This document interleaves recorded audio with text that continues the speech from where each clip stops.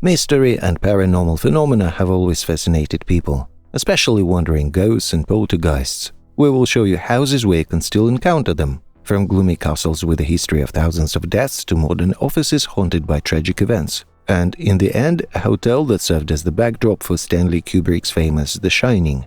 Believe me, reality can be even scarier than the movie.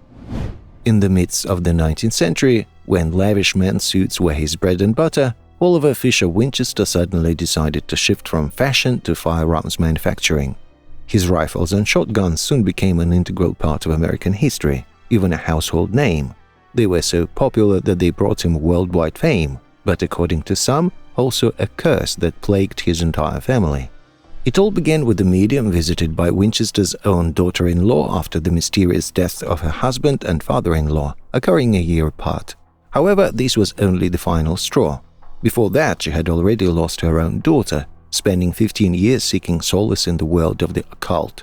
The medium claimed that the misfortunes plaguing the Winchester family were caused by the ghosts of those who had died from weapons produced by their company. To rid herself of this curse, the medium advised the woman to move from Connecticut to another state and build a massive house with numerous rooms to confuse and ward off the spirits. Mrs. Winchester didn't just follow these instructions. She believed that her life depended on continuing to construct the house. According to her, every night under a shroud of secrecy and darkness, the house transformed. Staircases led to nowhere, doors concealed mysteries, and enigmatic partitions and openings made it nearly impossible for an adult to squeeze through. Winchester strived to recreate what she saw after midnight, constantly altering the house's layout in reality. And so, when Mrs. Winchester departed from this world in 1922, her house counted over 150 rooms where curious visitors can wander today, each room carrying its unique history and secret, creating a terrifying puzzle. In the heart of Edinburgh, on a 133-meter rock, stands Edinburgh Castle, a place that had amassed a whole army of ghosts over 1,000 years, but two of them stand out with their love for music. The first is the headless drummer, a harbinger of doom. It's said that he warned the castle's inhabitants of Oliver Cromwell's approaching army in 1650. The second ghost is a violinist who disappeared without a trace in the labyrinths of the dungeons. During the 7 Years' War, the British held French prisoners here, and the spirits of these unfortunates still roam the castle. Edinburgh Castle has also become a sanctuary for a few four-legged ghosts. The dog cemetery on its grounds is the final resting place for dogs belonging to garrison officers. However, the most famous and unusual canine spirit is a terrier named Bobby. He spent 14 years on his owner's grave and even earned a monument in his honor. Now he appears in an ethereal form. But as is often the case, not all the ghosts in the castle are so friendly and welcoming. Mr. Boots, a ghost in old-fashioned attire, a tricorn hat and leather boots, has quite a nasty character. He often haunts tourist groups, tugging at their clothes, throwing pebbles, slamming doors in front of guests, and particularly enjoys scaring young girls. But if this place is relatively peaceful, the next one could really give you a fright. The splendid Grand Hyatt Taipei, a place where service is top-notch, but ghostly guests can spoil even the most pleasant experiences. Here, as if in a horror movie, mysterious rustlings, an unsettling sense of being pursued, and unexpected phenomena are encountered. Social media is replete with reviews of the hotel. Great hotel, but the ghosts don't let you rest. Excellent service, but it's impossible to sleep due to unexplained noises. We stepped out of the elevator and saw a ghost. However, the history of this place is not just mysterious, it's downright horrifying. The Grand Hyatt Hotel was built on the site of a World War II prison. It was a place of fear and darkness, where political prisoners endured unimaginable suffering and longed for a quicker death. Most likely it's the souls of those seeking peace who return to this world in inexplicable forms. Hotel staff have also witnessed mysterious events. Strange sounds as of voices, footsteps, laughter, and the clinking of glasses emanating from unoccupied rooms. Inside the rooms, mysterious displacements of objects occurred. Even housekeepers claimed that furniture could move. You'd come in for cleaning, and someone had placed a wardrobe in the middle of the room's passage. Concerned hotel management attempted to find a solution and turned to feng shui experts. They conducted a thorough inspection of the building and performed rituals, placing scrolls with incantations in strategically important places to ward off the spirits. However, judging by the reviews, The solution didn't work, and the history of this hotel is far from over. In the heart of Prague, amidst narrow streets and ancient buildings, a remarkable secret is hidden, connected to the old new synagogue, the oldest active synagogue in Europe. This magnificent structure was erected in the middle of the 13th century and is enveloped in numerous legends, but one shines brighter than all the others: the story of the Prague Golem, a gigantic clay man.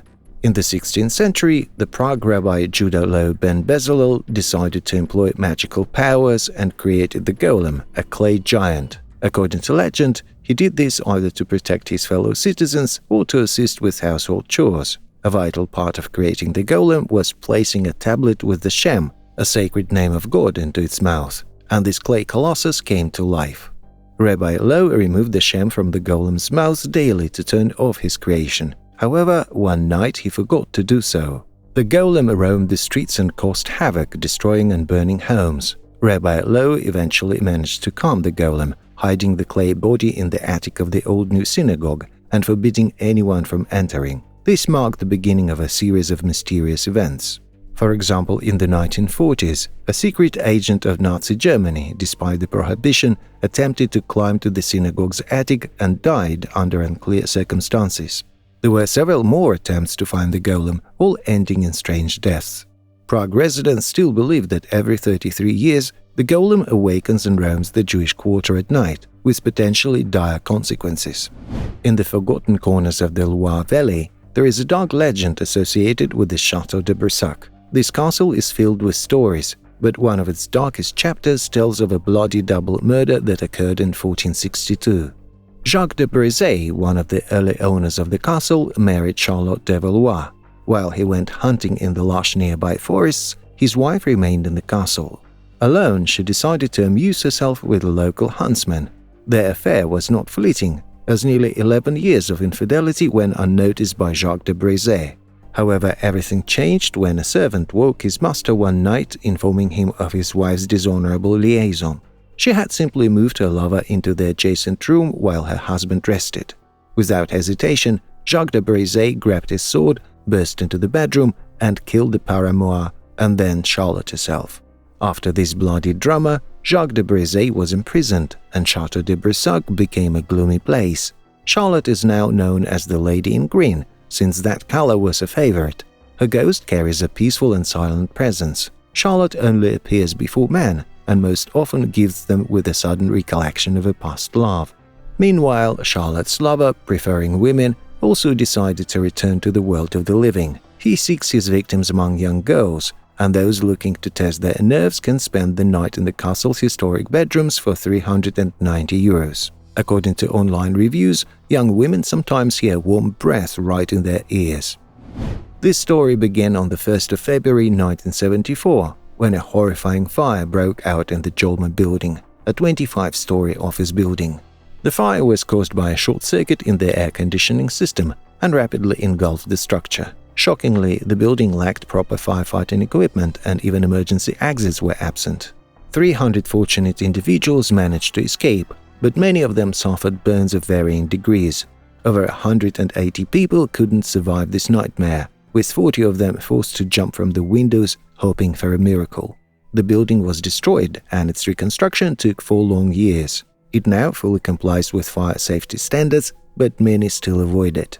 Employees of offices renting space in the building complain of strange and unexplained sounds in the evenings: moans, cries, footsteps. Some even occasionally sense the smell of smoke. Incredibly, there are reports that in the past, the Joelma Building site was a well where the bodies of a serial killer's victims were discovered in the 1940s. This means that there might be not just one, but even 2 generations of ghosts inhabiting the modern building.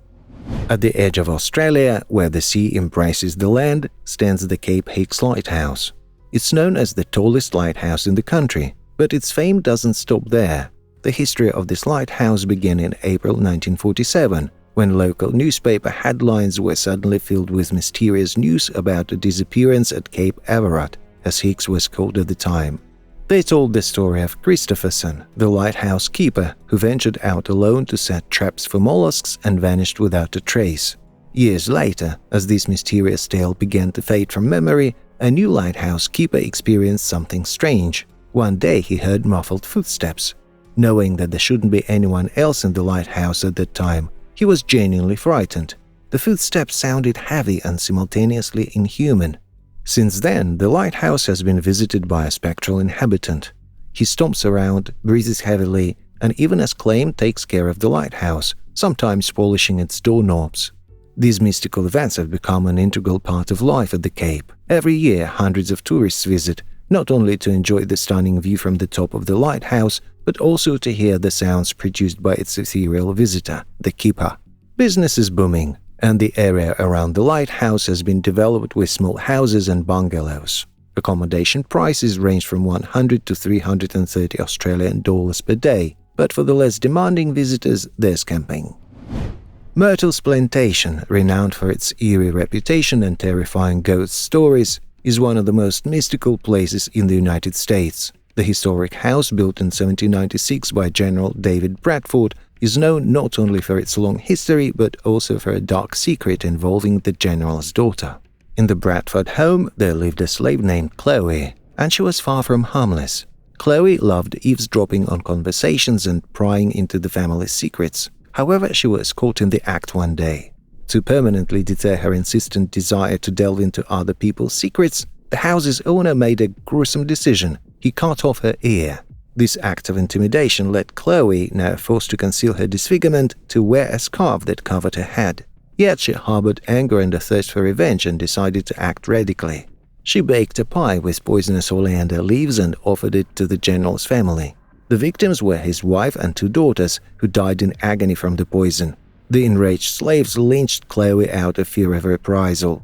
Since then, her ghost roams the house and its surroundings. Deceased family members are also tied to this horrific story.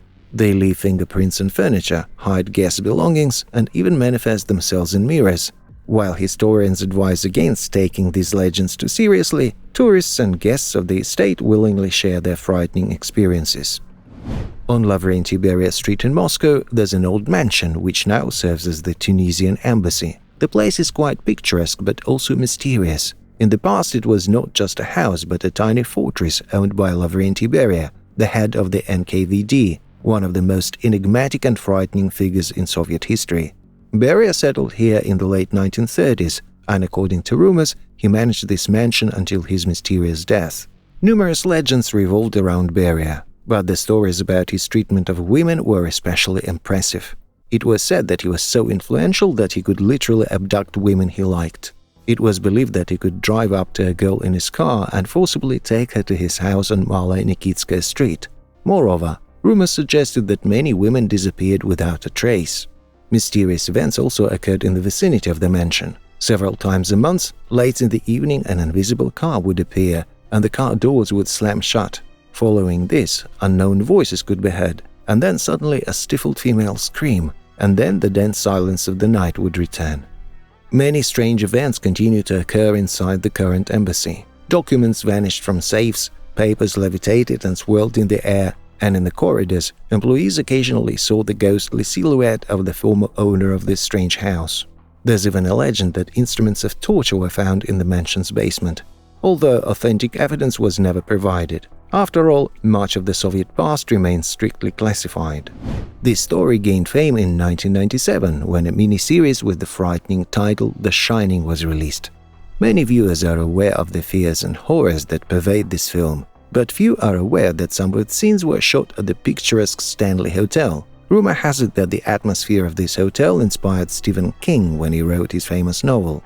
It all began with complaints from the chefs who claimed that from the ballroom located right above the kitchen, the sounds of joyful guests could be heard, even though there was no one there. Later, an invisible musician appeared in the hotel, playing the piano in the evenings. Guests also spoke of paranormal phenomena. In the middle of the night, they were awakened by the sound of a child's laughter, and some audacious poltergeists even played pranks by throwing small objects or carefully tucking in blankets, as if taking care of an invisible presence.